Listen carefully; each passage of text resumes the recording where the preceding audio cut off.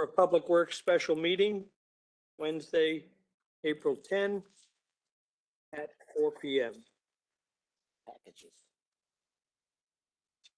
We just have a couple of action items, so it's not an overly long agenda today. So we'll start with the public comments, if there are any. We do. Okay.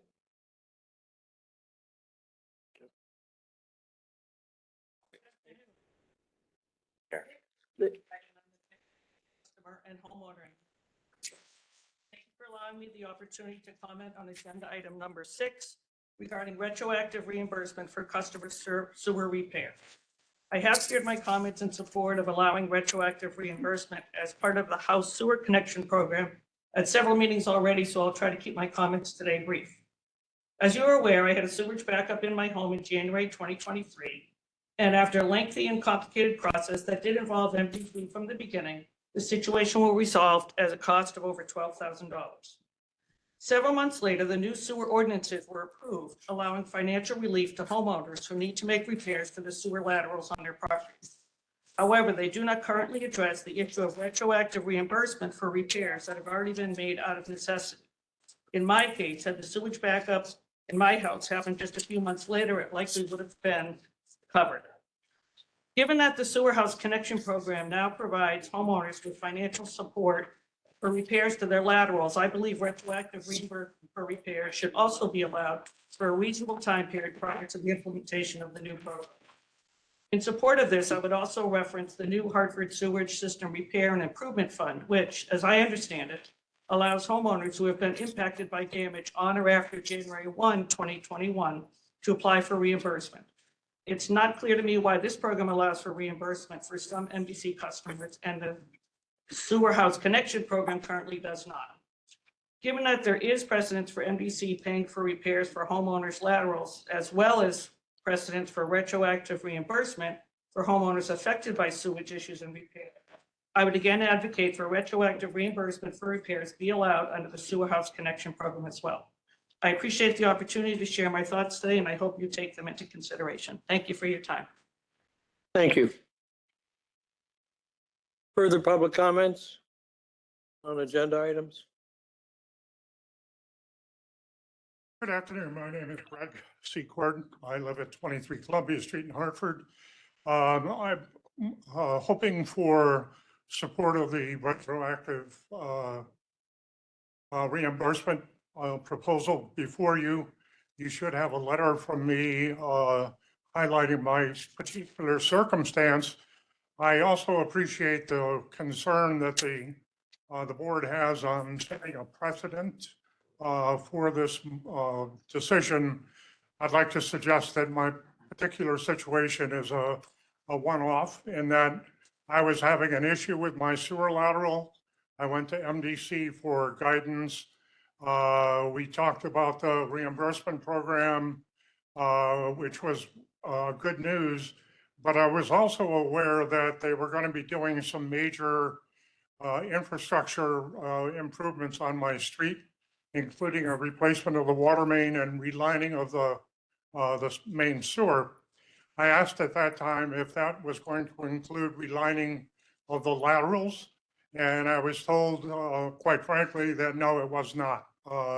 They've never relined laterals in the past. I was left in a situation where I was really, it was really incumbent upon me to move forward with hiring a contractor to replace my lateral, only to find out a couple of months later that the laterals on my street were going to be lined at no cost to the property owners. I'd also like to point out that as a neighborhood activist, I acted as a liaison for the construction manager for the infrastructure improvements, and put in lots of hours contacting my neighbors to make sure that people were not parking on the street and were aware of the process and the progress being made on the infrastructure improvement. Given that, I ask that you consider the possibility of a reimbursement for this expense. Thank you very much. Thank you. Any further public comments? To Chairman, the, hello, Chairman? Hi, this is hello, Judy Allen. Can you go hear me? ahead, Judy. Yes, ma'am. My comment is just that there's a couple places on the screen for me to unmute myself, and I have missed out on opportunities in the past. So just to hang in there for any public comments for people that might be online. Thank you. Okay. Thank you for letting us know that. So I understand that our clerk is online monitoring this meeting. And so I will make a suggestion that the two speakers who spoke earlier, was it, I'm sorry, I didn't get your name, but it was Elizabeth McBride? Okay, thank you. And so the clerk will actually forward you a written response to your comment in particular, in both cases. So that's the best way to handle that, I believe. So with that, we'll move on to item number 3. Meeting minutes, February, what is that, 21? Okay, February 21. We need a motion and a second to approve the minutes. Motion to approve. Second. Thank you. All in favor? Aye. Aye. No correction? Okay. And any abstentions? Yes, sir. Yes. Avedisian. Commissioner Avedisian, it was not present. So moving forward to item number 4, I believe Scott will be just giving us a briefing of that unless one of the other staff is. Yes, I thank you, Mr. Chairman. Scott Chelson. I'd like to just start off. Chris Levesque is going to give him a presentation. Then I'm going to defer to Chris Stone regarding the MOU, which we're not proposing an MOU. It's going to be an agreement, a typical agreement between us and developers. So just quickly, as most of you know, there's been a lot of discussion regarding the Yukon development in West Hartford. And we have been working directly with the developers as we do and with the town. This area of town has had numerous complaints. Most of the West Hartford commissioners have heard from a gentleman, Mr. Chase on Fox Meadow, and he happens to be along the riverbank, and he has had numerous surcharging of our manhole, which is right up against the riverbank. He was not aware of that that manhole was even in existence until he had cut down trees around his property after he bought the house 4 years ago. So the one thing that we have done, and we're being consistent as we are in Hartford and all of our other towns, we had the same issues with Newington. We want to make sure that although as part of our development services agreements, we make sure that we have the capacity to provide sewer and water service to our customers. And so we do that process at the engineering level. Obviously, water's easy and the sewer's easy. Dry weather flow is easy. But what we've been doing in Hartford and West Hartford and Newington and Wethersfield is we also have to look at the wet weather condition because that's a reality. And specifically at West Hartford and our other 7 towns, non-Hartford, that wet weather flow is really illegal connections that are connected to our sewer system that we have no control over. So we look at this development and realized we had a CDM do an analysis for our hydraulic analysis and found that in this area, this development, on a dry day, there's no problem. It's putting capacity in the sewer system. But on a wet day, there is an impact. It actually increases the flow, raises the elevation of the sewer storm in the pipe, and it would and could impact someone adversely, including Mr. Chase, more often than it happens today. So we don't want to be part of approving a connection for a development or for anything if it's going to adversely impact the customers around them. What we suggested to the town and to the developer is, look, someone has got to remove the same equal amount of dry weather flow in terms of wet weather flow from the West Hartford system. So there's capacity on a wet day, basically. We came up with our engineering guesstimates of about 70,000 gallons of wet weather flow that needs to be removed from the system so that this 17 asylum development can have the ability to insert their 67,000 gallons of dry weather flow in a wet weather day. And through a lot of discussions with the developer, we believe MDC is the best at doing this. We don't really want to rely on someone else. We're very adverse at doing all this kind of work in the towns, and especially working on private property. So what we said to the developer was, if you're willing to pay for 100% of all of the work necessary to remove this water, then we will give you a conditional approval. And the town and the developer are looking for an approval by the 15th of April. And Chris and I felt we needed to bring this to BPW, talk to the chairman and the chairman of BPW to make sure that it was important to bring it to you for you to have a say in this resolution. So Chris is just going to go through a quick slides of the development itself. Then I'm going to defer to Chris Stone because he's been working out the details with the developer in the letter form of an agreement. So Chris, go ahead. Sure. Chris Levesque, Chief Operating Officer at the MDC. Just going to quickly go through, give some background on the development. So this is just South Albany Avenue on Troutbrook, the old Yukon campus. The developer, West Hartford One LLC, is developing the east portion of the campus on Troutbrook, just north of the existing ball fields that are there that are the St. Joe's campus.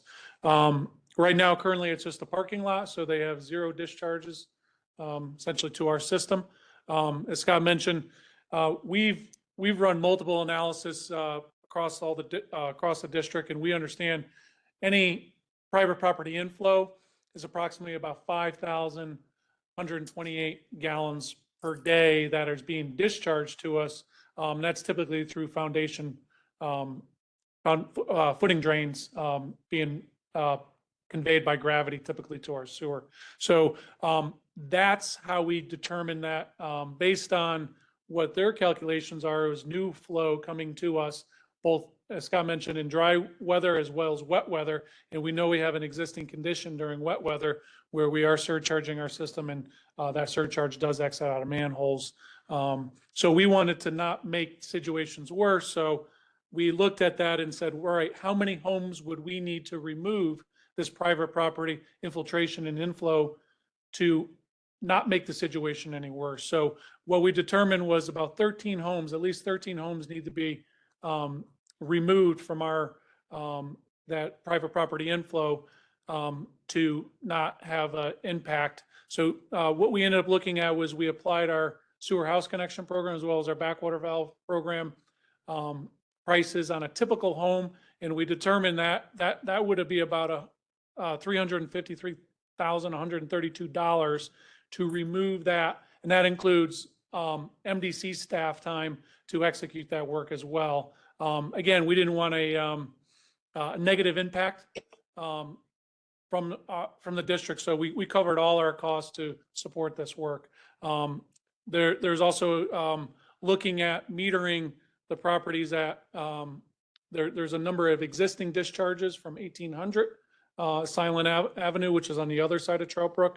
That's part of this, not part of this specific development. It's going to occur under a separate approval from the town, and again, I'll come back to the district for another approval for those discharges. But they asked us of how can we support them on metering and a better understanding what those discharges that they're currently doing, because there is existing buildings there discharging existing footing drains, those type of things. So we did provide that. That's a $15,300, and that's a determined rate for sewer meters that we have, that we approve annually every November and December as part of our rate structure. So that's essentially what we're asking as part of the agreement, that they would pay this basically right after the following the signing of the agreement, that they would pay us so we can actually execute the work.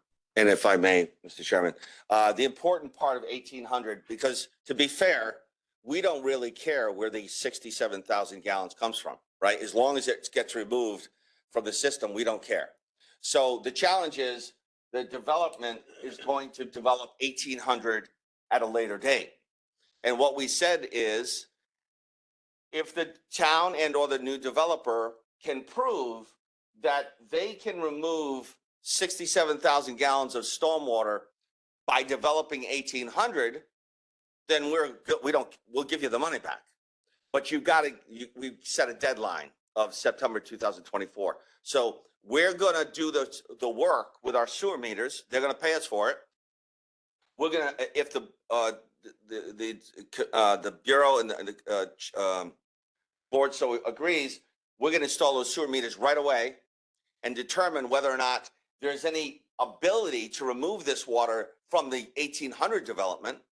And if that's true, then we would give them the money back. But we don't know. And the timing may be such that we're going to have to move forward because we want to get our work done hopefully well before the development is operating. But it's a timing issue. We're not sure if that's going to work out. But Chris Stone has put that in the agreement with those timelines, and the developers are in agreement with that concept.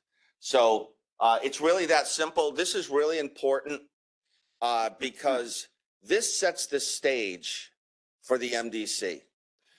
This is unique, not so unique. We just did this in Windsor. Windsor, Great Ponds. As we talked about, there's $1.5 million that the developer gave us. The developer did the work and just gave us 1.5 million. So it's a little different, but the purpose was, and we didn't have enough capacity at the Quantic treatment plant for this development. And we didn't want to have to expand the plant just to accommodate this small development. So what we agreed to under the DPA was the developer gives us $1.5 million. We utilize it to reduce the inflow in our pipes so that it creates capacity at the plant, so we don't have to do anything at the plant. But this is important because it's showing the town of West Hartford, it's going to show the town of Newington, it's going to show the town of Wethersfield that this inflow is not ours. We didn't create it. It's illegal. It's creating a development problem for your town.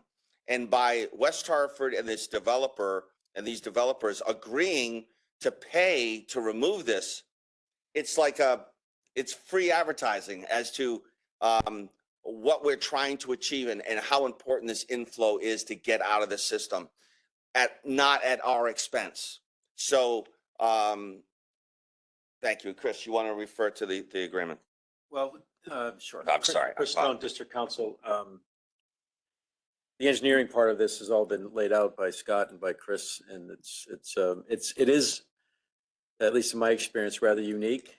But it's really your staff thinking out of the box to try to find some way to promote development, to support development as the towns in conjunction with the town, but also recognize that our sewer system has certain capacities that cannot be exceeded. We don't want to create, not only do we not want to create a problem, we don't want to exacerbate an existing problem. So this is one of those situations where we have a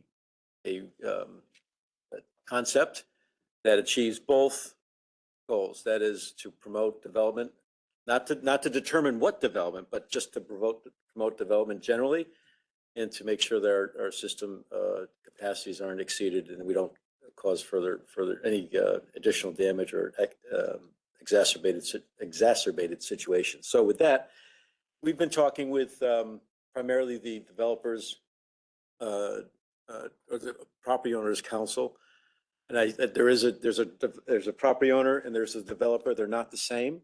So when you see in the resolution a reference to property owner and or developer, because we don't know at any given, at what point developer becomes owner. And we didn't want to leave that to chance, so we included them both, and whomever at the time that the agreement is signed is holds title to the property. Whatever arrangement they work out, if it ever gets there, remember, this is also subject to the town of West Hartford approving at the planning and zoning commission level, that's their city, town council of approving the project. But assuming that happens, then someone's got to sign the agreement who has standing, and it would be the property owner, and maybe the developer who has now become the property owner, but we don't know at this point. So, and it's basically, it's relatively simple. You've laid out why 13 homes, why this amount of money, why are we metering to find out really on wet days, what is the flow to get a better handle on it. The developers agreed to pay upfront the cost of the metering. 15,000 per 4 meters is about $60,000 plus or minus. They've agreed to pay that up front.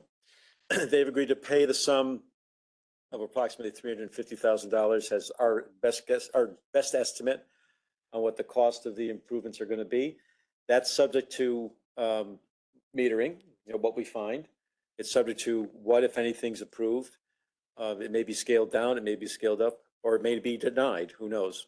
But we're flexible. We have to be flexible on that, recognize that there's some flexibility, and there will be a flexibility in the agreement. It'll be not just putting it to escrow an amount that we feel is the estimated value of or cost for the improvements, but also leaving an opener that if the costs are less, then the developer gets money back. If the costs are more, then the developer pays more money in. But that's our security, not unlike the way we work DPAs when the developer builds the sewer. Here, in this particular situation, we're building or executing the improvements primarily because most of the work with this separation is on private property. And we'd rather control that destiny with our ratepayers and our customers than have a developer or a contractor or a developer do that. So that's the reason why it's a little different than your standard DPA. They're going to the Planning and Zoning Commission or the Town Council Monday, April 15th. I was hoping to have we've drafted a proposed letter agreement, or more like a letter of intent, subject to what this body does. We drafted it, sent it over. They made some changes. They've got some things to work out that we have nothing to do with, and I haven't received it back yet. But I hope to have it certainly by tomorrow, and we'll comment on it, subject to what happens here tonight. But it's really as Scott points out, and this is the last thing I'll just emphasize. We've gotten a lot of, I consider to be unfair criticism about our relationship with the development community, the developer community. And this is a way that we've been able to suggest a solution that everybody wins.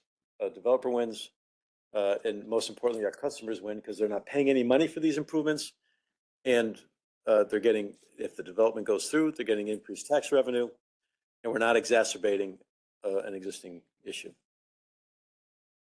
Any questions for me? Questions? Commissioner, questions? Based on the schedule you talked about, is there any way that we put our money we don't get reimbursed for? I had the impression while you were talking, we were going to do stuff up front, and if there wasn't a problem, it would not necessarily have to be done. Will we get reimbursed for that? Or we will always get reimbursed for what we do? Yes, Scott Jellison, as Chris mentioned, all of our DPAs, typically a developer deposits money into our account, and we charge off of that. Yeah, This I is the just want same to way. make sure we do. So whatever we We're not exhaust, losing money. So we're not going to lose any money. The developer might save money by being able to prove that they can do something at 1,800 or not, but we won't lose any money. just quickly, second question. You really calculate that's 4 gallons a minute per house for each 13 houses? That's wow. So remember, we've got a lot of data, right? So we do a lot of this work. We do a lot of metering. We've worked in a lot of homes, and this is an average, so. Gallons a minute per house. Yeah. So, but it's an average. But just remember, especially in your town, Newington, and even Hartford and West Hartford, the groundwater table is so high that it doesn't have to be raining for water to be getting into our system. So, it doesn't seem like you'd have that Seems but, huge to me. It just seems like it's such a big. and I've mentioned this before, I hate to pick on Newington, but we've talked about this. The groundwater table is 8 feet above our sewer pipe in the town of Newington on a normal day, 8 feet. So that's, it's a French drain for our towns. Additional questions? Yes. That, Commissioner Patel? You explain relationship between 1800 and 1700. What's that? Same developer, different developer? And you said you will return the money. Who will return the money to whom? Yeah, thank you, Scott Jelson. So based on what we know today, and we don't know a lot about 1800, but what we know from the developer in the town is that it'll be the same developer at this point. We don't know if that's going to be true. That's why we put a deadline of September 2024. We need to know what's happening on that site. So, but we just don't know. But we're moving forward. We're moving forward with this agreement with the goal of removing 67,000 gallons of stormwater from 13 homes. That means that 1800 will benefit from that. Am I correct? Or you will have separate readings for 1800? Well, just remember, 1800 is an existing structures, and we don't know how their stormwater is connected to our sewer system. So when they build that, when they redevelop that, they'll be required, like every developer, to completely separate the storm from our system. So we're going to go in there and try to figure out what it looks like now, and if there is, in a sense, illegal connections, rain gutters, catch bases in the parking lots. If there's an opportunity to separate that, and they can take credit, we don't really care where the water comes from as long as it's removed. So again, it's an incentive to our towns and to our developers to invest money to remove stormwater from our system. Does town have pipes there for stormwater? So as part of this agreement, in terms of removing stormwater from a home, we have agreements we've used in the past. We've used them all over West Hartford. In some cases, we may be connecting to an existing storm pipe out in front of someone's home that's owned by the town. The town will have an agreement with the property owner to hold them harmless. The town will also have to certify to us that the pipe has enough capacity to connect this home. And so we will make sure that the system is operational and it doesn't surcharge somebody backwards. It may be in a circumstance that $350,000 that the pipe that's in front of their homes needs to be increased in size, and that money would be used for that. But the storm pipe at the end of the day will be owned by the property owner on the private property and the town of West Hartford in the street. All set? Okay. Attorney Stone wanted to comment. He answered. You're all set? Scott answered, yeah, sorry. Oh, okay. Somebody had a question here. Yes, Commissioner Taylor. Yes, Thank through you, Mr. Chairman. I guess my question here is that if we're going to approve this at the board level, I guess I'm really concerned about the risk analysis. If we are, and I say this quite frankly, because we're talking about West Hartford. We're talking about a sewer system that we inherited. We're talking about an area where essentially the homes are tightly packed. And I guess I would want to know, have we done an analysis in terms of what's the downside of taking this approach?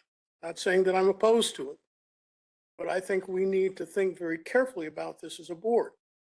You're talking about a town basically that has some fairly sophisticated residents. And if this thing goes sideways, what are we going to be into? It may not happen, but I think that we need to at least make sure at the board level that at least we've heard or we've discussed. And we know basically if it hits the proverbial fan, what the situation is going to be. And that's my concern here. It looks like it's well thought out. I'm not arguing about that, but I'm just saying, consider the setting. I mean, in Windsor, Great Pond, that's really out in the middle of tobacco fields. And that's quite different from being in the middle of West Hartford, where there is a lot of opposition to this development. If you ride through there, you see a number of signs. So I just think I want us to be careful that we've considered from the standpoint of risk analysis, what happens if this thing goes sideways? So, thank you, Commissioner. If I can ask Scott just to respond to that. If there is. I don't know how to respond to Sufficient that. information? One thing we don't do is, the same thing happened in Niagara, bottling company. Same thing happens here in Hartford. We don't get involved, at least at the staff level, getting involved in deciding what town and who should develop what in their town. Our job is, I just finished. So all we're looking at is an engineering exercise. We have a developer wants to connect to our sewer system, wants to connect to our water system. Our job as engineers is to comply with ordinance, is to make sure that we have the capacity. And that's what we've looked at. And in order to achieve that capacity, to not fume concerns with Mr. Chases of the world, we believe that this solution solves both our problem and the developer's problem. If the board so chooses to get involved in deciding what develops, that's not our position. We're not going Taylor, to. go ahead. First of all, I take exception to that comment because I was not talking about that. Okay, I was sorry. talking essentially about the notion. Because basically, I understand very clearly that we don't decide whether or not someone develops something or not, all right? But what we do get involved in is basically whether or not that water goes in our sewers. And whether or not we agree to enter into agreements to this, or if we engage in activities like this. All I'm asking basically is, have we thought about the downside? What's the exposure? Has someone looked at that and thought about that? I'm not asking you to determine who the developer is going to be. But basically, if we come up with an engineering solution that determines how water flows through our system, if it doesn't work and if it blows out, okay, where are we? Because I'm just, once again, my concern is if you're wrong, if we make a misstep here and we get involved in litigation, you're dealing with a very, very sophisticated group of people. That's all I'm saying. Now, you know, there's a very simple answer to it. It's not a problem and we can proceed forward. But all I'm saying basically that as a commissioner, I think that that's something that we ought to take a look at. I don't care who develops or builds there. That's not my concern. But when it comes to water, okay, when it comes to water, that's basically in our bailiwick. And I think that we have an obligation basically to look at that and to decide. Because if we get ourselves into a situation where basically we take on something that's going to cost us a lot of time and effort and anxiety, that's all I'm saying. Nothing more, nothing less. There could be a very simple answer to that. But I'm just saying, have we done the risk analysis? Yeah, once again, I don't care who develops it. That's not my concern. That's not our concern. It wasn't our concern about Niagara coming into Bloomfield. That was a Bloomfield issue.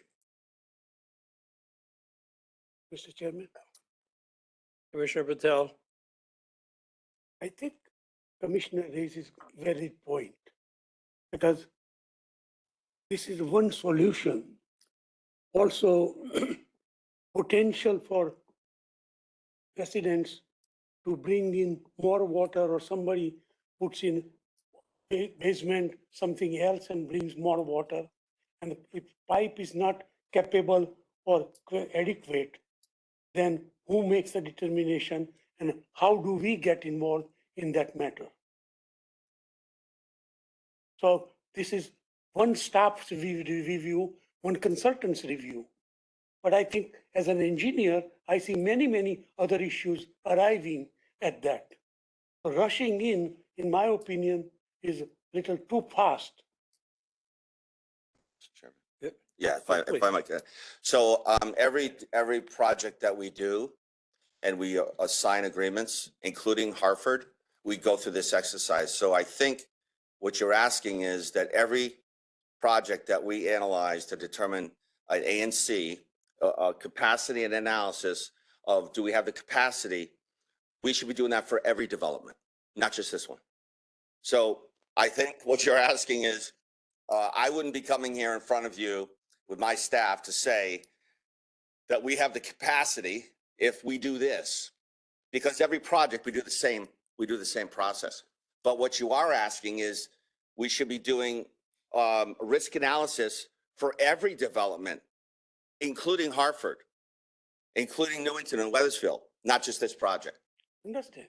No, I don't quite understand No. risk the analysis. point is- We've hired, point is, this is a complicated, not simple mathematical solution.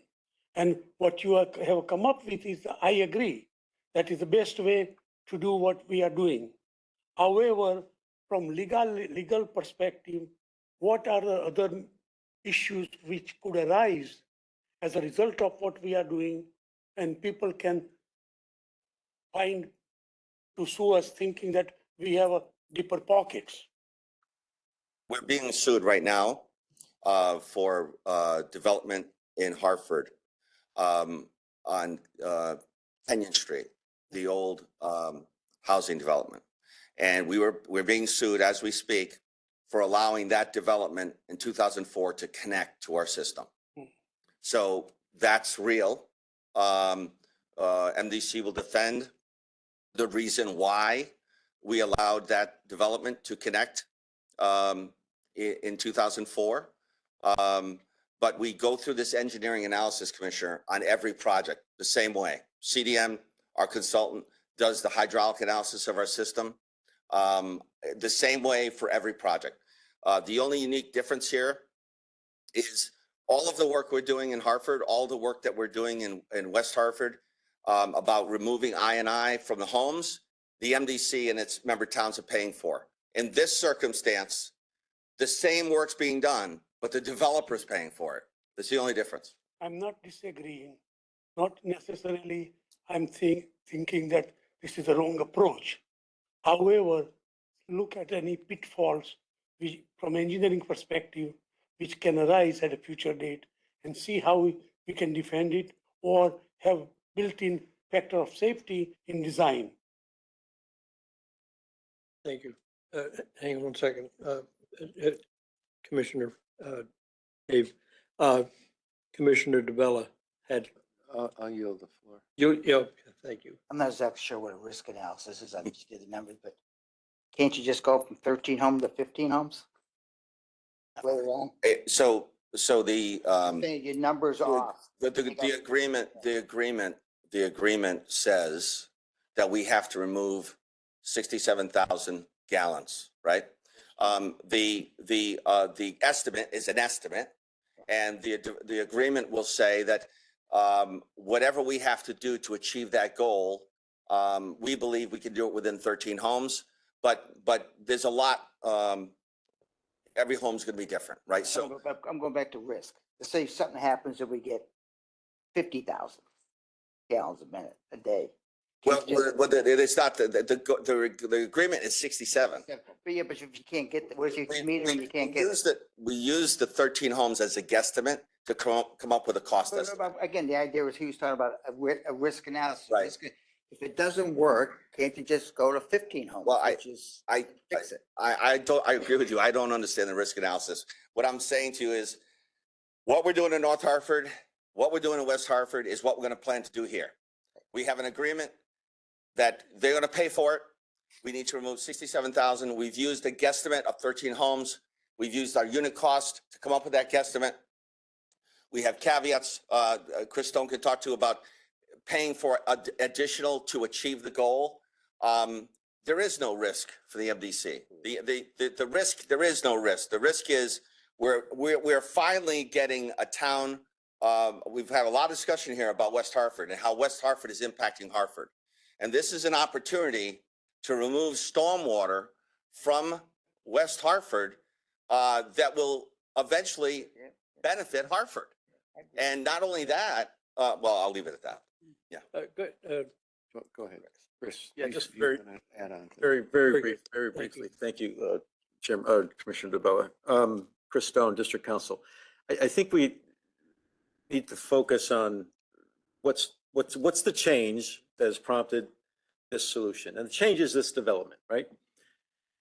We've got to make sure that, and I want you to appreciate the fact that this change and addressing this change isn't going to solve all the flood problems in the town of West Hartford. And I think that's one of the public relations efforts that we have to go through, that this is targeted just to this proposed development. If it's approved by the town, this is how we can serve that development has a public utility. There's still going to be flooding issues in West Hartford, wherever, Newington, Weathersfield, until such time as we complete. And even then, with rain events that we've had recently, who knows? It's 200-year storms are just that, storms that occur once every 200 years, and we're seeing them 2 and 3 times a year. So, but I think it's important to note that the only reason we're considering doing this is because we were presented with a changed situation, changed circumstance. This development, can we, with our existing infrastructure? First question. If we can't, what can be done so we could? And this solution is what can be done so we can service this development. And I will tell you that, as Scott pointed out, I'll just emphasize, there are provisions in what we've talked about and discussions we've had with, don't get married to this number of $357,000. It may be less, but if it's more, whatever we have to do to get this system to the point where this development doesn't make it worse than what it is, that's where we need to go. Doesn't make it worse. Commissioner DeBella. Again, I apologize. Something else I had to do. I was late to the discussion. The 67,057 gallons a day, where is that stormwater going from the site that exists here? It's not going into the sewer. The regular sewer is a combined sewer. So how do you take that off and where does it go? If I may, Please. Scott Jelson. So presently, yes, the water that we're proposing to remove from the system, 67,000, is just like every home, every project we've been talking about. It's coming into the basements. It's being pumped or gravity fed into our sewer system illegally by a West Hartford home or business, in this case, homes. And so that water is going into our system, Commissioner. So we are just like every other project. The only difference here is if this was a normal DPA, the developer would do this work on site. It wouldn't be involving homes. And we don't want a developer doing this work because this is what we do. We're doing it in North Hartford. We do it everywhere. So we're very good at working in private property. So the only difference here between any normal DPA and this is that we're doing the work, the developer's paying us 100% of the work, period. But yes, that water is coming into our system right now from the basements, from the rain. That's what I'm asking. In this project, Where will you take that stormwater off? You're not going to put it in the combined sewer. It's going to go into the town storm system. So an existing storm system. Correct. Or an expanded storm system. The site, you're going to. Nope, it's going to be going on, we haven't even picked out the 13 homes. That's why this is a guesstimate. So the water, the new storm water that's separated in a home will go directly to, the town storm system. Well, it could be an existing storm pipe in the street. It could be an existing storm pipe that needs to be expanded, or it could be a street that needs to be added a storm pipe, and that money will be used to achieve that goal. Separation on that Correct. stream to do it. And we have done this in West Hartford as a pilot, a 4 mile, Greenhurst and Leonard, and one other street next to Leonard. So we've done this work. There are, combined sewers, believe it or not, in West Hartford. So we've done this before in West Hartford. We did a lot of the work, off of Farmington, in the 2012-13 timeframe. Mr. So Chairman, that's then going to go into what? Trout Brook. Trout Brook. number one, Good. Commissioner DeBella? You, Yeah, oh, okay. I just want number one, we are in a sewer business. We Commissioner have an Patel, obligation. can you start your question again? Yes, Please. Commissioner Patel, we are in sewer business. It is our job to solve development's problem with sewer. So that is given. Town has a duty to allow people to develop, and that is their duty. Solution which you have come up with is the ideal solution. So nobody, in my opinion, should question the procedure. As far as I'm concerned, only idea I'm looking at, did we look at any other issues which arise, and that's it. No matter what we do, development should proceed. No matter what we do, they should be able to connect and not required to have retainage and their local place, because that's not possible everywhere.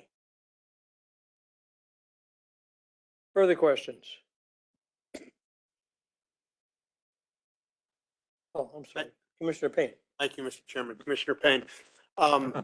I think this is an excellent way to take care of the problem and still help the town of West Hartford if they choose to have this development. On another line, Commissioner DeBella was talking about the existing water on 1700 for the new development. Even though it's not in our purview to cover stormwater, are they planning it with zero runoff? Do you know? So all of the stormwater, Scott Ellison again, all of the stormwater work on 1700 would be done like any other development approved by the town, owned by the developer and or the town. The town is actually doing some work on increasing the capacity of the outfalls to Trout Brook for this project. So that will be a completely town issue. We won't be involved in it. Thank you. Further questions? We're only being asked to allow the staff or encourage them to move forward because we don't have the document in front of us yet. So we know when that document exists, then we're going to have to meet again and discuss that as it's written. So this is simply to, I'm If I sorry. might, Mr. Chairman, what, go right ahead, if I may, suggest, what we're envisioning is, Attorney Stone. thank you, oh, sorry, Chris Stone, sorry. We have the framework here as to where we want to be. How we get to where we want to be is generally set out here, but it'll be more formalized in an agreement. And what I envision happening is we get the go-ahead, if we get the go-ahead from this body to this board to move forward, we'll move forward, finalize, and then just go to the full board for a We need a review. motion to do that? That's right. Yes, this resolution on the back of, did everyone get this, by the way? I'm sorry. Okay. It's on the reverse side. Okay, so this would be the. Yeah, I didn't see it either. So yeah, this resolution, and then again, what I envision happening is, they may go forward on Monday, 15th or not locally. That's, I move thank you. the motion. A movement and a second. Any further comment? Mr. Chairman, Oh, I'm sorry. I didn't see you. Sorry. thank you. Commissioner Curry. I can appreciate Commissioner Taylor and Drake's concerns about possibility of being limited to or suggesting or estimating 13 homes is enough. And when I was listening to Chris's presentation, my first thought was when towns go out for RFPs for whatever, and it comes back, they'll build in a 20% cost overrun. And I was not thinking about risk but just thinking maybe that's something we should look at. And then Scott mentioned, well, if money is saved, we'll give it back to the developer. So, why not? But, my belief is this project is just more than a project to help a developer or to help a town. And I won't say it sets a precedent, but it's a project that MDC can utilize public relations wise to break that misconception that we're unfriendly or not user friendly as it comes to development in our member towns. Secondly, and Scott had mentioned it before, we should all encourage each of our towns to develop, because whenever it happens, revenues increase to the town, ad valorem fees increase to the town. And if the bottom line stays the same, which it has for the last 3 years, then each of the member towns outside of the town that got the development is going to benefit from it in terms of ad valorem. So there's a lot of wins here. In addition to, doing what we're spending so much money now in the north end of Hartford getting to accomplish it in another town. So I think it's a project we should move forward, and I would recommend we approve the resolution. Very good. We have a motion and a second. We'll take a vote. All in favor? Aye. Any opposition? Hearing none? Unanimous. Moving on to the next item. This is maybe simple. I hope so. Arrowhead. Yes, thank you, Scott Jellison. So again, development, right? So I don't want to, I think it's important for us to note this, and it's important for the Hartford commissioners to hear this. We've been fighting with the city of Hartford on development for 2 years. And the issue was MDC believes that they have an ordinance, a stormwater ordinance that they're not complying with. And the city of Hartford believed that they didn't have to comply or didn't have that ordinance. We now have administration and staff that are conforming to that 6.14 stormwater ordinance. And so it has allowed us to move forward and approve those projects that was sitting for almost 2 years. Albany Avenue and Woodland project is an example. So very positive things moving forward. I actually just met with staff and Chris Stone. We're working with the EPA mediator with the city of Hartford, working out our MOU issues with the MS4 permit. So that's very positive. This is a project that, again, we're holding the city of Hartford accountable to their city ordinance 6.14, which is in compliance with the state DOT and deep general permits and stormwater management regulations. This is a project that came to us, and we were planning to separate this area, but then North Hartford happened. And then so a lot of our priorities changed. And so this area is not planned to be separated anytime soon. But we have a development that's here. And so the process we've gone through, as we've gone with all the other developments in Hartford, is, listen, if you get an approval from your town, City of Hartford, so that you're in compliance with 6.14, which means you have to store stormwater on your site up to a certain level, 100-year storm. If you can get that approval, that's going to require you to have a certain amount of detention underground, right? And then once you get that approval, if you're willing to, the developer, and we've talked to Bushel South, about this very topic. If you're willing to share in the cost with the MDC in installing and separating that street so that you can connect to our new storm pipe in lieu of having to install a large detention system on site, we'd be willing to consider bringing that to the board.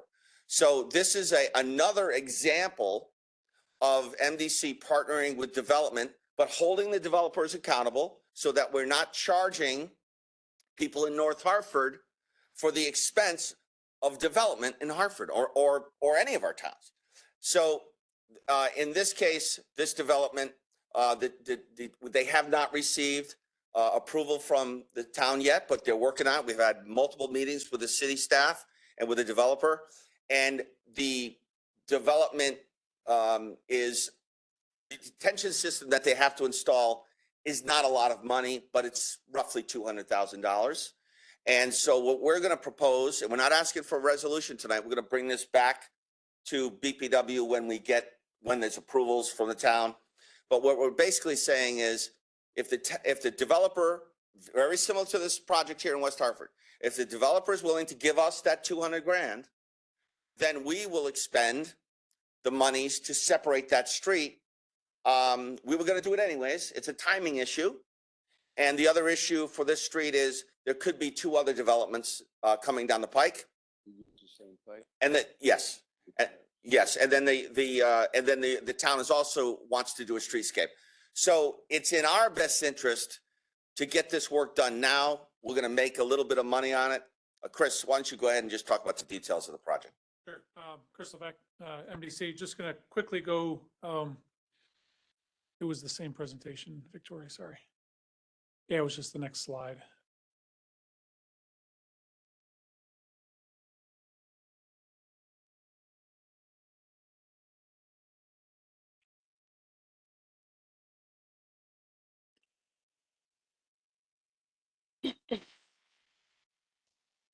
Okay, thank you. So next slide. Maybe I can do it. Okay, perfect.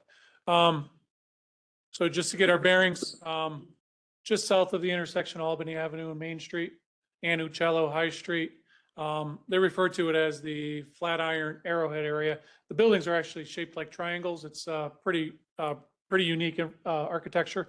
But what they're looking to do is develop existing buildings. So part of some of the discussion we had past months of how we evaluate this, they do have existing connections.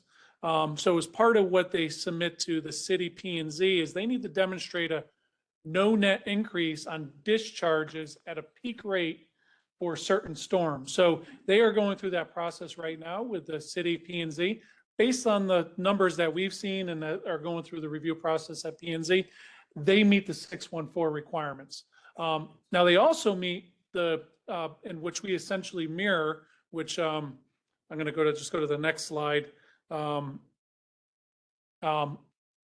The requirements that we have related to our NEPDES permit for no new inflow sources. So they are not providing any new inflow sources. So across the board, this is a development that checks all the boxes for them to discharge to our combined sewer.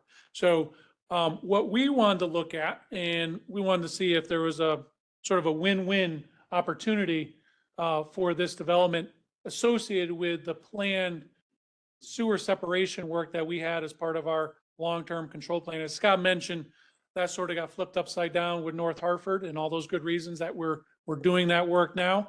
This work wouldn't be executed because we have not defined that next phase of the long-term control plan until somewhere after 2031. And based on what we had, this would be pushed out much further. So there is an opportunity to do work that would address our consent order requirements to reduce or mitigate overflows to the one-year storm event by separating the street, and also allowing private property, which we understand it contributes a fair amount of that stormwater to our combined sewer system. So what we looked at in discussion with the developer's engineer was how can you reduce the size of your detention? And not to get too much in the engineering, but I'm gonna try to simplify it as what the towns and the city planning and zoning, what they look at is sort of two things. They look at improving water quality discharge from the site. So all developers need to do that. And there's certain requirements within the regs that they need to do that. The other component is how do we detain water from that site? So what was currently discharging from that site, so pre-construction discharges cannot exceed post-construction discharges. So based on that, they have to develop these basically large tanks on site to store this water and then release it from the site that doesn't make the situation worse, that as far as stormwater releases. So based on that, what we looked at and what is our standard and what we've agreed upon with the city for all sewer separation work is to build it to Connecticut DOT standards, in which is that is a 10-year storm event for capturing that stormwater. And then what we look at is 100% of that area that storm drain is going to serve, which is also includes the private property connections. So what we're proposing in discussions with the city planning and zoning and development services is that they would be able to decrease basically that storage that they were providing for about $200,000 to detain the 100-year storm event.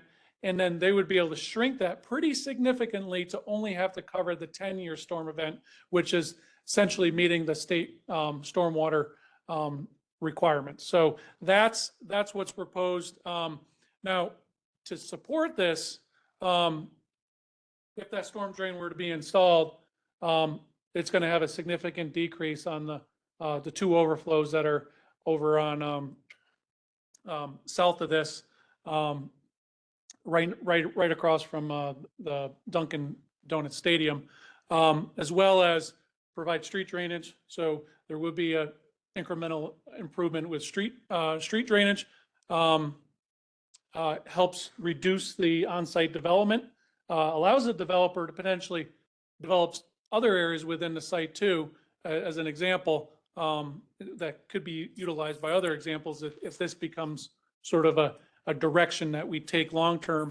But the one thing also it does is it provides, someone has to maintain these large tanks long-term. So that's one of the things that isn't well understood by the developers and the property owners long-term, as well as typically the Department of Public Works in all of our towns and the city of Hartford is someone needs to maintain this and enforce it, because it is part of their MS4 permits to do the enforcement, ensuring that these systems are maintained and operated so that they can ensure that all this detention is actually functioning the way they originally designed it. So that is it's sort of a hidden point, but actually a really big point that it isn't well understood.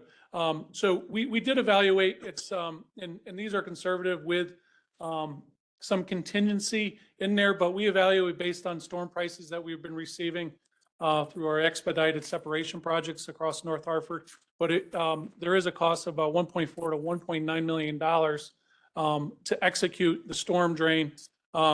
And I'm just going to go, so you could sort of see there is existing storm drainage just south of the properties that we would extend up to service those areas and also separate the street drainage, get that inflow out of our combined sewer so we can reduce our overflows in our normal and combined system. So I did provide a timeline.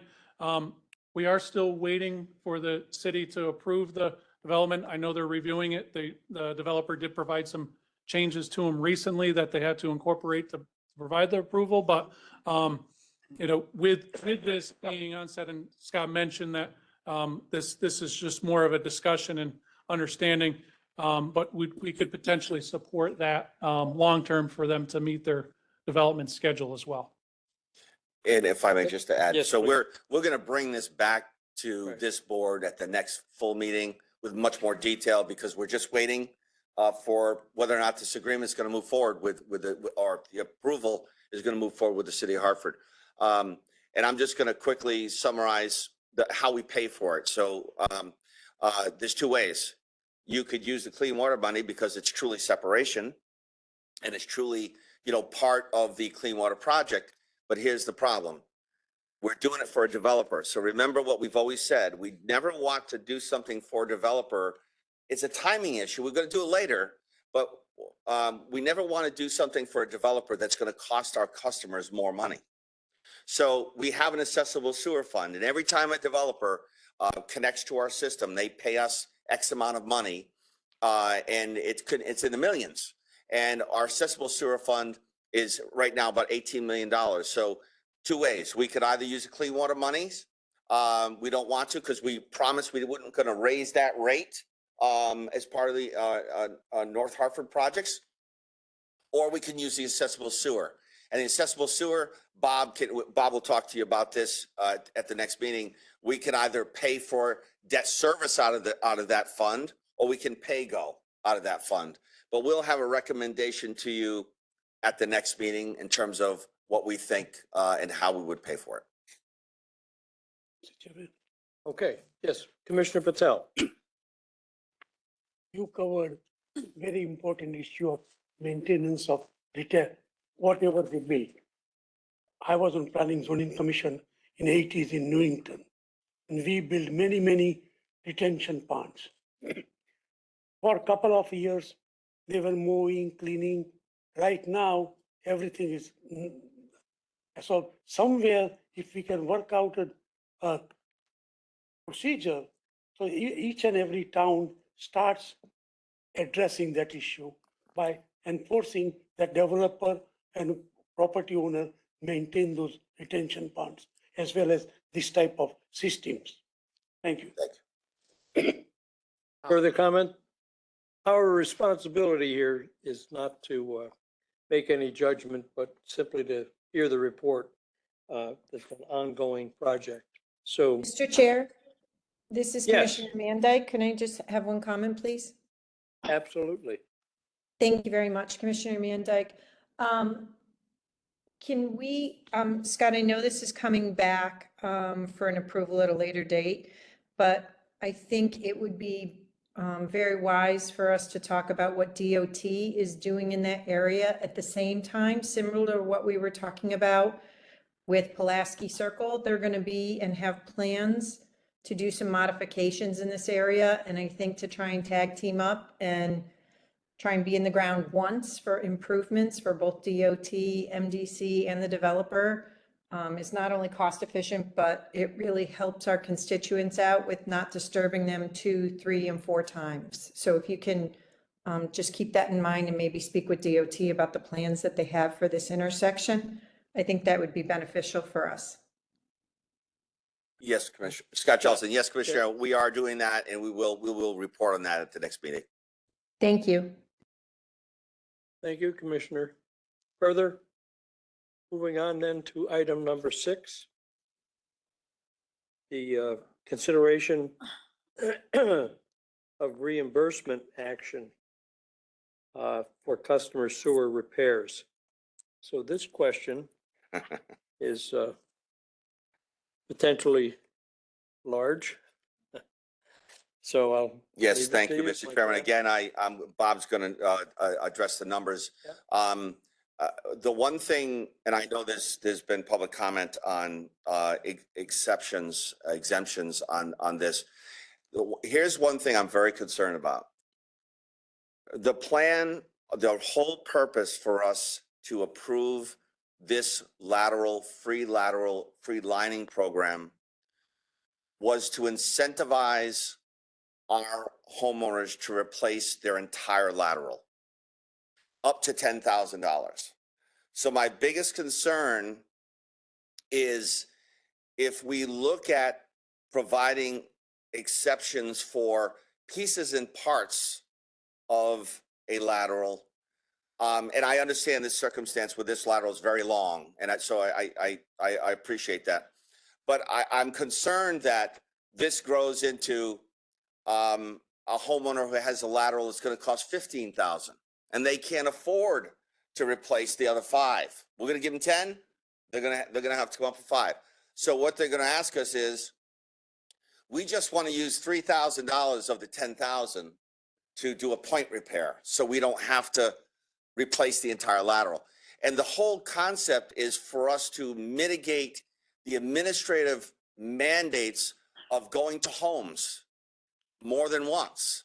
So our goal, at least at the staff level, is the incentive of this program is to get a homeowner or a business owner to replace their entire lateral, and we give them up to 10,000.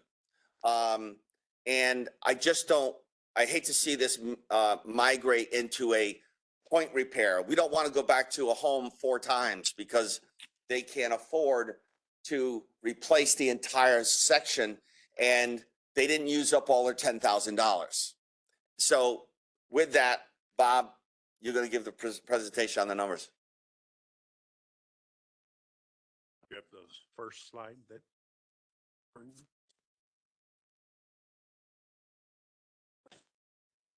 Back one.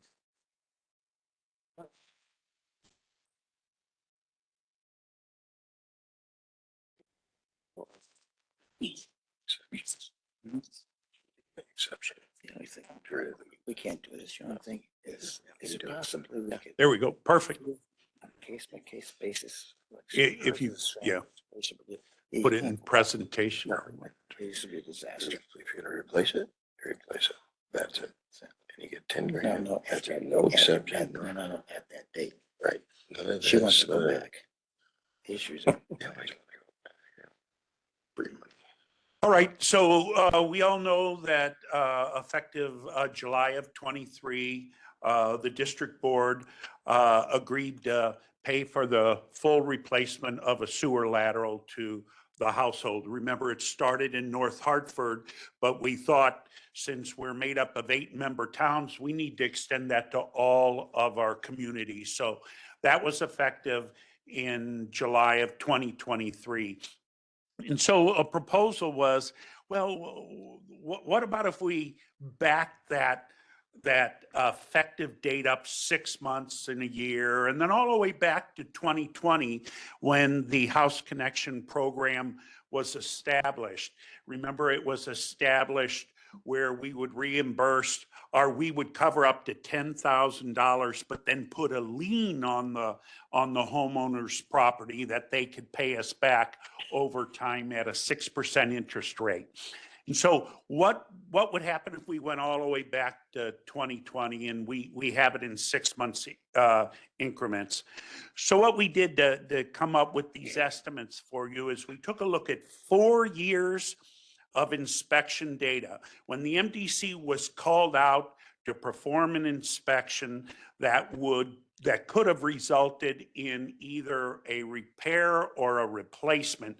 So we looked at 4 years of inspection data and then determined how many of these inspections actually ended up being a full replacement. Turned out to be about 20%. So that's how we arrived at this chart.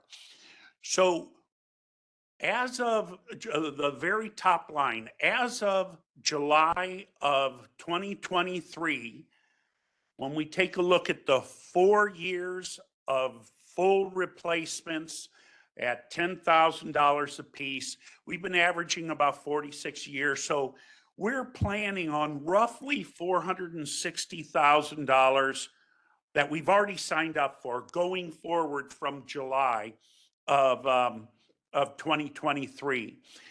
But what this committee challenged staff with is what would be the incremental, we're already on the hook for the 460 going forward, right? What would be the incremental cost if we opened it up another 6 months, 12 months, 18 months and the like? And that's what we have here. Is if we were to back up the effective date to 1/1/23, or extend the effective date 6 months, it would be an additional 310. So we're already on the hook for this ballpark $500,000. But if we want to back it up 6 months, it'd be 310,000 all the way back to 2020, you could see about $1,530,000, in addition to the 460,000 that we've already committed to. And so it was a simple request. And this is a chart that shows what the impact would be for each of these 6-month extensions.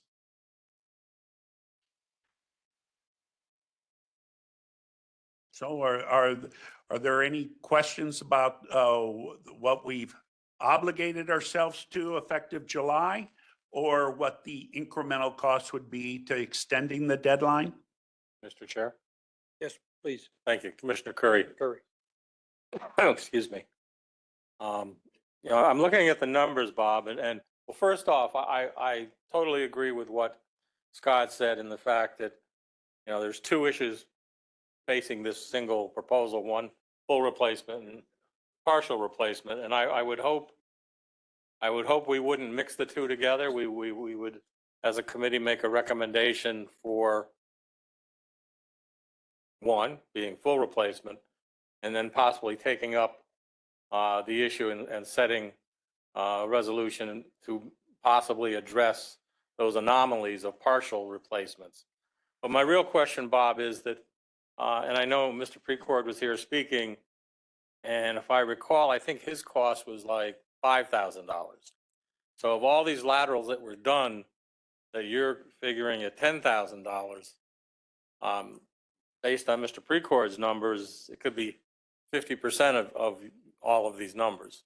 So with permits taken out, do we have any way to find out what the actual cost of those replacements that were paid by the homeowner are? We source these numbers from the engineers and their estimates. They were what was reported to me to be able to model these numbers was that they've seen on average. Now remember, on average, because there are some that are much greater than 10 grand, but on average that the full replacement was 10 grand. And on average, a spot repair is running about 5 grand. So I used the 10 grand number. That's what I have up there in yellow to make these estimates. But other than the numbers that were supplied to me, I'm assuming that's the data that they had gathered for engineering. Okay. And Mr. Chairman, my second thought was that when I served as chair of our retirement board for East Hartford, which again is similar to our PPI committee, we would periodically, and I don't recall the number of years, but I think it was every 3 years we would review the retirees' pension. And you know, when you look at someone who retired 40 years ago, you can only imagine what their income was and what their pension is, and realizing we couldn't give increases to everyone who had previously retired, we would back up and look at those, maybe 10% or 15% of those that retired longest ago. And then every 3 years, we would see what we could afford to do to help those retirees. So I'm suggesting maybe we can put forth some type of a step, you know, and do some, maybe the ones that were done oldest, maybe the ones that were done most recently, but phase it in so that we're not laying out a huge block of money at one time. Okay. Thank you. And Retrospective. You're talking about a I'm going to go to Commissioner Taylor in a second, but only to this point, Commissioner Curry.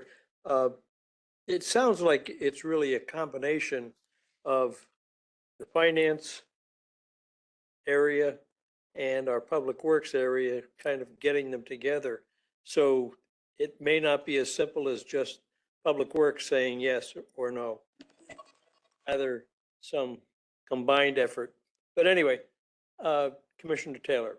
Yeah, I guess in all of this, I guess one of the things I'm concerned about is for the lady here who made the public comments. She doesn't have what we would characterize as a standard sewer connection. And I would imagine, and I don't know, but I would imagine this may be, was this part of the West Hartford system that we inherited when West Hartford came in 83? So that basically, or 82, I mean, but this was already there. In other words, so it's not like we've got a standard connection. I mean, this is really the exception to the rule, isn't it?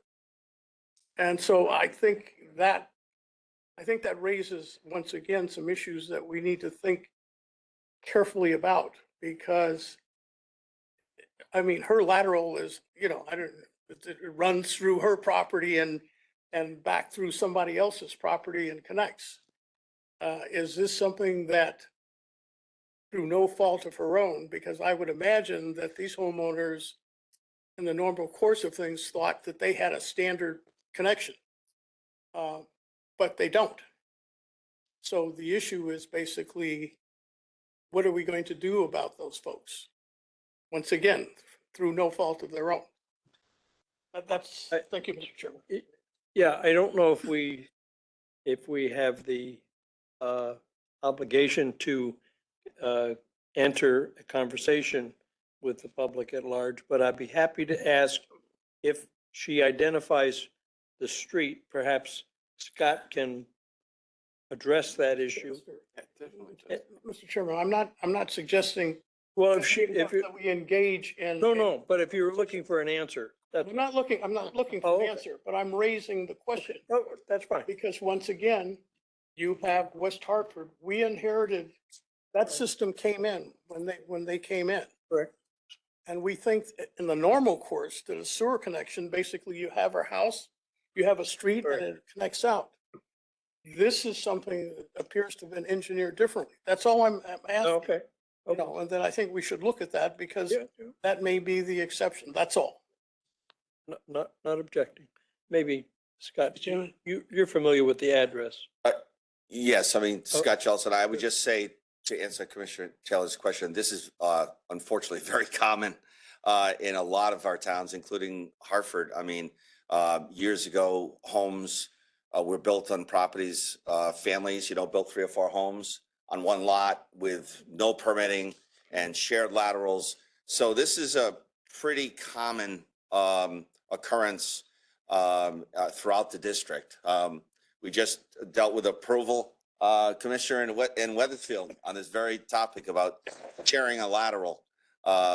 So it is more common than you might think in our towns. Mr. Chairman, Yes, Commissioner Patel. I agree with Commissioner that in West Hartford, there is more of those than anywhere else. That's number one.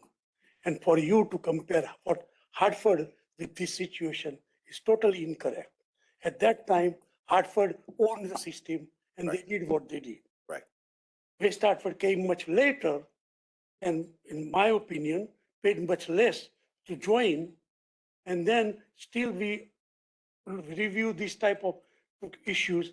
We better look for it very thoroughly and understand it properly. Thank you. Commissioner, if I may, I'd just like to Thank say you. that my only point on this, Commissioner, is that this is not an anomaly in West Hartford. This would, if you were to assume that this is an anomaly and we're going to pay for this one, there'd be many more in Hartford and many more in West Hartford that would fall under the same category, is my point. Commissioner Drake. Based on what you said, and Commissioner Taylor, I'm not real comfortable with the retroactive thing. I just worry about this opens up a really bad situation. But could we do things on a case-to-case basis, or we're going to have a disaster based on what you said? I mean, her situation is very odd. I mean, can we approve on a case-to-case basis, or legally is that like, you can't go there? The board. I'm not going to refer to that. I'll let Chris, but I'm just going to say, this is not an anomaly. This is a very common situation in West Hartford. A lot of the developers built homes. A lot of the developments in West Hartford didn't put storm pipe in the street because the roads aren't wide enough to be approved by the town. So every town has its own issues. All's my point is there's a lot of homes in our district, our 8 towns, that have shared laterals very long distances. And, you know, when there becomes, that's why it's so important for our records to clearly show that this is a share, that we had this very issue in Weathersfield, to make sure, because what happens is a developer comes in, they build 4 homes, they use one lateral off the street and they share it.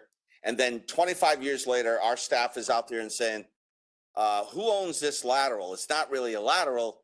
It's a collection pipe that's serving 4 homes. Well, does the MDC own it, or does 4 homes own it? And so that's where, but that's very common here is at the district. So that may be why you need to do things individually, Well, but again, I worry about You, what's open up you, to that. I agree with you. I'm just saying to you is that this is not the only scenario that is that falls into this category. Is the point? Commissioner DeBello. Yeah. Isn't that a developer's permit though, Scott, that you're talking about? And the developer has to pay for that sewer lateral. I guess it isn't. It's not a street. So. Well, you know, in certain circumstances, a developer is going to build a home or 2 or 3.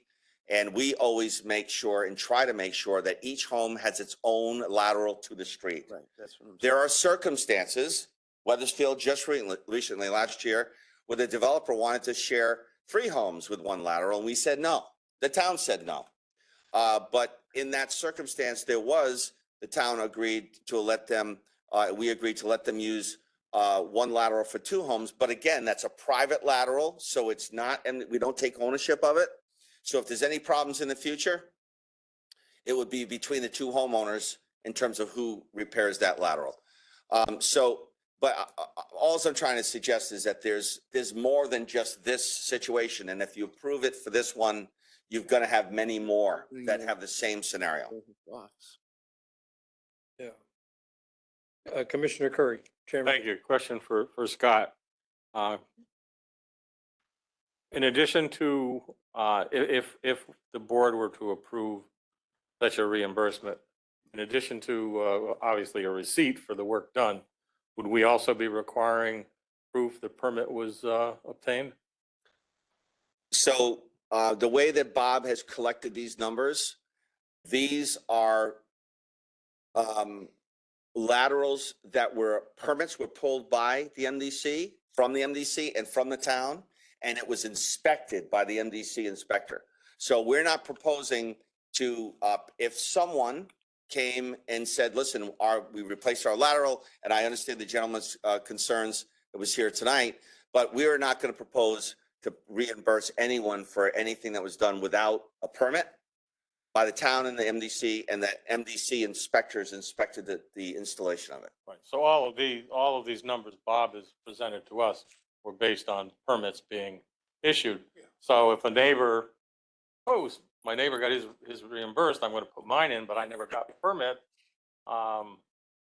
It's possible that, you know, the town missed sending it, but the fact is we would ask for a permit. Correct. Okay. Absolutely. Further? I'm not comfortable with asking for a vote because I think that there's probably still some unanswered questions, at least in my mind, maybe not in the body. I don't know what You want a motion to take? pressure we're under to actually take action, or to what end. But go ahead, Commissioner DeBella, Are you asking for a motion Uh, to table if you wish. next board meeting? If we there's think other that's, Next meeting is the 24th. appropriate, Well, your next meeting is the 24th of April, right? so we could postpone this action. Is that correct, Gary? I guess that's my question. Can I raise a question before we take postponement or a table? If we take action tonight, the only action to be would be referred to the district board, correct, for consideration? As far as I understand, yeah. So then if there's any additional questions, the There's other time. 15 members that aren't here tonight will have an opportunity to ask those questions. So, and if the questions are still not answered at the district board level, Right. it can always be postponed or tabled. That Commissioner Taylor, oh, I'm sorry. I guess my Commissioner Taylor. other question is, would this be a matter that should be considered by finance? Also, I would think, I mean, Finance just a committee. suggestion. It's a lot of money that we're dealing. Yeah, I mean, And his next board meeting, I mean, the next meeting, next month's meeting too soon. I would think there's a lot of work and discussion that needs to take place. Just thinking, that's all. go ahead, Commissioner DeBella. This is going to go to the board. If the board feels that there should be additional And they can postpone. consideration in terms of the financial aspect of it, we're not answering the financial aspect. Correct. Here, we're asked the engineering issue. Then the chairman could, at the commission's response, send it to the Board of Finance for consideration. Right. And I think that's a That- fair assumption that the district board very well could refer it back to finance. So our official action at this point is to refer it to the board for their action or not. So, Commissioner Drake, sorry. Just no problem. Just a last quick question. I'm not sure if it's worth going through all the financial stuff, but to me, the question is, are we gonna go retroactive? And I'm kind of thinking in my head, no. I understand, I feel bad for some of these people if we could do it, but if we're not interested in going retroactive, why exercise everybody in doing something that, you know, I mean, the number there at the bottom, would it change much? I don't know. We wouldn't believe it if we did. We believe what he has, basically did it, but I'm not comfortable going retroactive because 120, why not 115? I don't know. I'm just saying I'm not comfortable with the whole situation. I feel bad for these people, but that's the way the world works. But, you know, so I don't know. Commissioner DeBella and then Commissioner Curry. Go ahead. I'll yield to Commissioner Curry. Thank you. Chairman? Commissioner Curry, while I don't disagree necessarily with what Commissioner Drake said, that the fact is that many times, a lot of times, you refer something back to a board or to another committee, doesn't mean you're in favor of it or opposed Correct. to what you're referring, but we're still only in the discussion stages. So a referral is simply that. We're not, when we refer it, we're not saying we want to extend. We don't know if we do, what years. It's still up for debate. But it needs to move forward and then maybe to another subcommittee before it comes back to the board for action, if any at all. Very good. Good.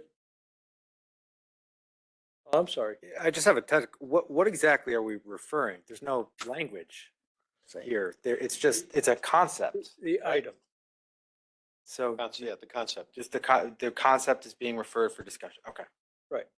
And I guess to really finish the concept off, we've got to look at the fiscal issue, its impact on the board. So Please. one further question. So a vote to move this to the district board is to continue the conversation and to look into it, get more eyes, bring more information to the discussion before final action on an actual policy. Exactly. Yeah. With that, Commissioner Payne. Thank you, Commissioner Penn. A lot of these going retroactive are probably not total replacements. They're only partial repairs. Is that correct? No, this is only total replacement. Yeah. And the system was designed to be a total replacement. The $10,000 reimbursement was if you replaced the entire lateral and had it inspected. We don't know if that was done on a lot of these. So Is that Scott correct? Johnson, so to Commissioner, the chairman's point, there's two separate issues. I'm not suggesting anything about the retroactivity of going back, replacing a full lateral. I just want to make sure that we don't let this migrate into using $10,000 to piecemeal repairs because it's going to create more work for operations. So, and then this is real data. So this is actually utility services pulling data from permits up down to this date to say, what did we inspect? What was installed and approved by us? And these are real, full laterals. We have partial replacements. We purposely didn't give you that information because that's a a can of worms. And I think if we open that can of worms, it's just going to create tons of work for staff, because people are going to want to use that $10,000 in pieces. I appreciate the clarification. Thank you. Thank you, Mr. Chairman. Commissioner Patel. Issue is whether or not we want to go retroactive separate and rest cost, etc. is side items. It is yes or no. How do we feel about it? And it's a policy issue. And you can't only shift it to general body. You have responsibility to recommend yes, no, or maybe. Yes, Chairman Curry. Thank you. Question for Scott. Do we know what the average cost of replacing a full replacement now is in the north end? So we have unit prices. So in North Hartford, we're doing, the majority of it is lining. We're lining the laterals, but there are some replacements. We have to fix the pipe and replace it because it's completely fallen apart. We've had a few of those. Chris, what's the lineal footage of the lining contract for lateral? Yeah, I can't answer off the top, but it's typically, comes in two parts, usually for the sewer line, it's averages between 6,000 and 7,000, and then we have a shorter portion that we do from interior, but that's a lining. Yeah. We can also do an open excavation where we go from the property line and install physically a new pipe, a new PVC pipe. So those typically range in the range of around $7,000-8,000, typically, depending on what conflicts and the depth and those type of things. So that's what we've been seeing. And Commissioner Chairman, as you've said, some are $3,000, right? And then some are 10, and so it really depends. We have no position on the retroactivity. Just so everyone understands how we would pay for this. So remember when the board approved the revised integrated plan for the clean water project for North Hartford, and what we said was all of the laterals in North Hartford under the footprint of the integrated plan will be replaced, lined for free under our clean water project, and we're going to get 50% grant from the state. Great. But we also said we can't just not do that for North Hartford and not do it for every other town and the rest of Hartford. So the way in which we pay for that is because we have proven that it's going to be part of removing I&I. So we are going to use integrated planning money to do it, but we're not going to get the grant piece. And the thing we have to keep, remember that chart, the rate chart that we showed, we promised everyone that we would not exceed that rate. So what we did in terms of guesstimating what we would be replacing in North Hartford for laterals and for the other towns in the short term, we put in, I think it was $2, $3, $4, $5, $7 million over that 4 or 5 years. So, and those are guesstimates. So if this board said, listen, we want to go back a year, 2 years, whatever that might be, and that satisfies residents who have come forward, and everybody's had a chance to come forward because this has all been public. If you wanted to do that, we can accommodate that. It's not, we don't have a problem with going backwards. We just wanted to give you the numbers to see how far you go back. And obviously when you go backwards, there'll be more than just one individual, but we think, there's going to be some onesies, twosies, and we think we could accommodate those. If you so choose to go back 6 months, a year, if you remember when we did the water service ordinance and sewer lateral ordinance back, rest of the soul, Richie Vicino, a BPW, we had the same issue. We had people come and said, you approved this and we'd like you to go back retroactive. And the board chose to do that. And I think you went back a year, if I'm not mistaken. We can get the exact dates, but we did actually, because of the public coming forward, we did actually, the board chose to go retroactive back. And I want to say it was a year, but we can get you the specifics on that. I think we gotta financially look at this. So without calling for a vote, I think it's proper if we simply say that we'll take no action except to refer this back to staff to be redone and presented at the regular district board meeting. Then we can decide whether we want to send it back to the Board of Finance. Right, exactly.